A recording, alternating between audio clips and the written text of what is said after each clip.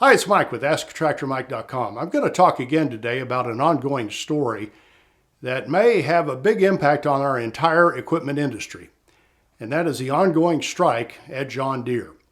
On the 14th of October, 10,000 American John Deere workers went out on strike. And there was a big development this week that you may or may not have heard of.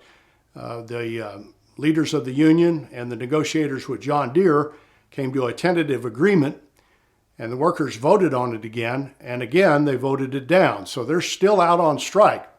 Now the vote this week was a whole lot closer than the vote on October 14th, and we'll talk about that in a minute. And we'll also talk about what's going to happen from here, and who's in the driver's seat, and what does this mean to the rest of the industry. Well, first off today, let's talk about what they voted on. In the proposed contract, Deere workers would get an immediate 10% raise, and they would get 5% raises in years 3 and 5 of the contract. They would also get an immediate $8,500 bonus. They would also retain their pensions, but what I'm told the sticking point was, and why it got voted down, is because if you're a John Deere employee and you've been there since before the 1st of June of 1997, you have paid medical insurance after retirement. And the folks that work at Deere wanted that for everybody, and it wasn't in the new contract. And I'm told that's the reason it went down to defeat. Now let's talk about how the vote went, because a whole lot different than October 14th.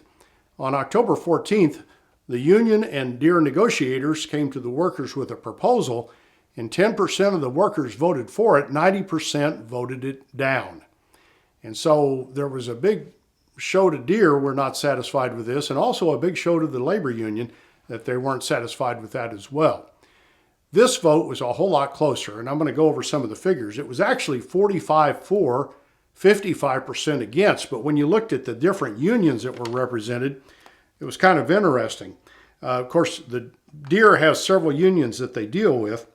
The union at Davenport voted 64% yes, 36% no, so they wanted to see this ratified.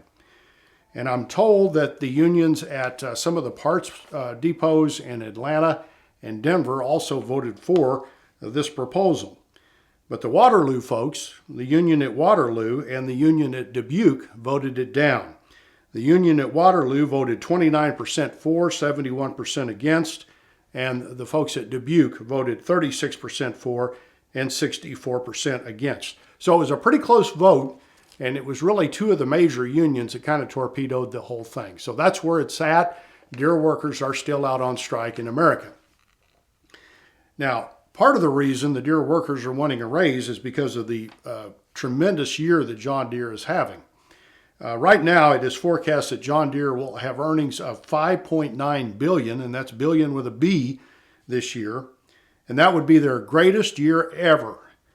The previous closest greatest year was 2013, and that $5.9 billion would be 62% more earnings in 2021 than in 2013. So that's why the workers are demanding more money. Let's talk today a little bit about where Deere stands in all of this. And all of this is just my opinion of a guy that's been in the business for a long time and has a YouTube channel. But if I were Deere, I'd be thinking about a few things. Number one, I'm having a record year this year, but we know the ag equipment business and the industrial equipment business is very cyclical. And if I give too much this year, I might have trouble paying for that in the future. And I'm sure that's in the back of the executives at Deere's minds. It's easy to pay employees more this year in a record year, but what's going to happen on down the road when this thing turns around, and it always has in the past. That's one thing. Second thing I would look at if I were Deere is where the stock price gone. Because if the stock is getting hammered, there will be demand from the shareholders, get this thing settled at any cost, and actually that's not happened. The day the workers walked down on strike, I think the stock was at like $3.29 a share, and it's at $3.39 now. So it actually was down at its low point when the workers walked out, and it's come up a little bit. So there's probably not a big call from shareholders. I'm sure they're nervous, but they're not calling for an immediate settlement to this strike. They want to see the company profitable on down the road, and they understand where Deere leadership is. So that's not a stress point right now. Another stress point in this whole negotiation for Deere, on October 14th, when the workers walked out, harvest was at about 50%. And harvest is an important time because the guys that are running Deere combines and Deere tractors trying to get crops out of the field, they need parts. And I'm sure Deere's got all their salaried workers they can delivering emergency parts to these folks in the harvest. But when the Deere workers walked out on October 14th, we were at about half of harvest being done, and that's gotten a lot better since then. So we're at 74% of harvest done. Now that still leaves a lot of grain to be harvested, but it's a lot better than it was now. And if Deere can get through this period of harvest, they're going into a season in the farm equipment business and the industrial business when there tends to be less business. It's seasonal, and because we go into winter in a lot of the U.S., there's just a lot less going on. So they still have to deal with equipment shortages, and I'll talk about that in a minute. But from a standpoint of harvest going on, things are getting better and more in favor of Deere. Now I want to talk today a little bit about where this thing goes and kind of some of the ramifications for the whole industry. First off, John Deere is a tremendous company at planning. They have a long-term goal and they stick to it. I've never worked for Deere. I've never been a Deere dealer, but I've watched them from afar, and I think they've got a better idea about where they're going than anybody else in the industry. And that's part of the reason they've been a leader in the industry for so long. And I'm sure they saw this strike coming a mile away because of the lack of employees to hire for most businesses around the country. And they were probably making plans long before the workers went out on strike as to what to do. I'm going to give you something to think about today. There are 10,000 workers in the U.S. on strike, but that's only 14% of Deere's global workforce. So they have a lot of employees overseas. And the question I have, as Deere is announcing that since the contract was not ratified, that they are going to the next phase of their customer continuation plan, and I think it's interesting what they named that. If there's not a thought in the back of their minds somewhere on down the road that they build more of their equipment overseas.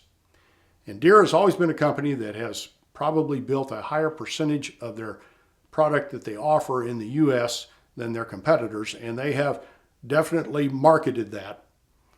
But can they afford to keep doing that?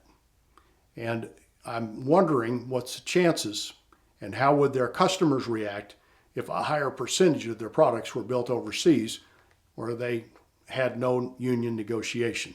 So that's kind of where I'm wondering if this is headed. And I'm curious what the dealers would think of that and what the final end user would think of that. My experience watching John Deere from afar, they don't always have the most loyalty with their dealers, but they've got tremendous loyalty from most of their customer base. Now what this means to us non-Deere customers, and I don't own anything John Deere, other companies have union contracts coming up soon. And it's going to be interesting to see how that all pans out. We have a shortage of workers right now. We have a tremendous shortage of inventory. And it'll be interesting to see. I'm sure a lot of the other players in the game are hoping John Deere doesn't give in and give too much, even though they can afford to, so their competitors don't have to as well.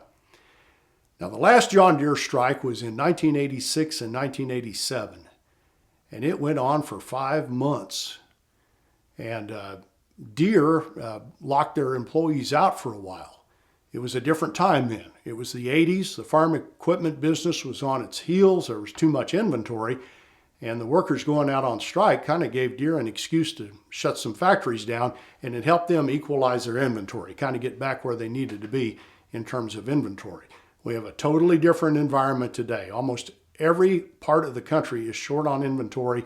We have people waiting for tractors, and I wonder how many Deere customers that are waiting on Deere tractors to be delivered and figure we're not going to get them because of the strike. We'll go to other brands, and how that will make the shortages worse. It'll be interesting to see. But if there are any developments in the Deere strike, I'll bring them to you as soon as I find them available. But that's where it all stands today. They're still on strike, and we'll see where it goes from here. Appreciate you watching my videos. If you'd like to subscribe to my YouTube channel, I'd be honored. Click the mic face icon and check the bell so you're notified when I post future videos. Here's a link to my website and the Tractor Fund Store with unique items for sale for the tractor owner that helps support my channel. And here's another video you might want to watch. Thanks for watching.